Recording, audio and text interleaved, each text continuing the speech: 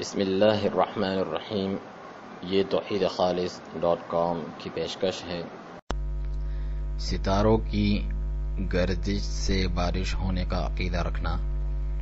سیدنا زید بن خالد الجہنی رضی اللہ عنہ سے روایت ہے کہ آپ نے فرمایا، نبی کریم صلی اللہ علیہ وسلم نے حدیبیہ میں ہمیں صبح کی نماز پڑھائی، جبکہ اس سے پہلے رات کو بارش ہو چکی تھی۔ نماز کے بعد آپ صلی اللہ علیہ وسلم لوگوں کی طرف متوجہ ہوئے اور فرمایا، معلوم ہے تمہارے رب نے کیا فرمایا؟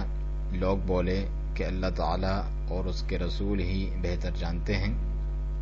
آپ صلی اللہ علیہ وسلم نے فرمایا کہ رب تعالیٰ نے فرمایا، اصبح من عبادی مؤمن بی وکافر، آج میرے بندوں میں سے بعض نے صبح کی مجھ پر ایمان لا کر اور بعض نے مجھ سے کفر کر کے۔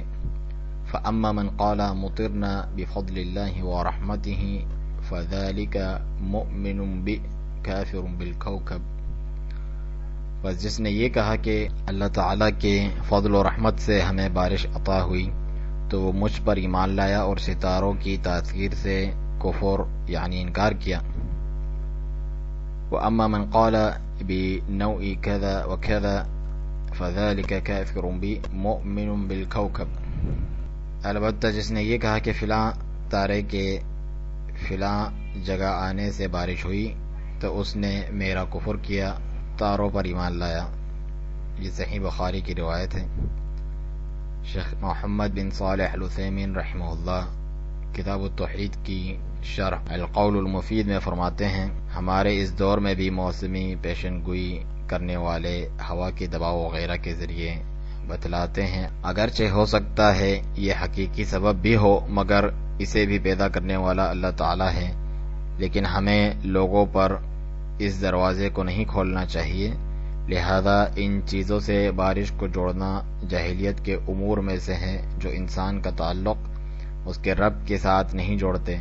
فرمان باری تعالیٰ ہے سورۃ النور میں کہ آپ نے نہیں دیکھا کہ بے شک اللہ تعالیٰ بادل کو چلاتا ہے، پھر اسے آپس میں ملاتا ہے، پھر اسے طے بطے کر دیتا ہے، پھر آپ بارش کو دیکھتے ہیں کہ اس کے درمیان سے نکل رہی ہے۔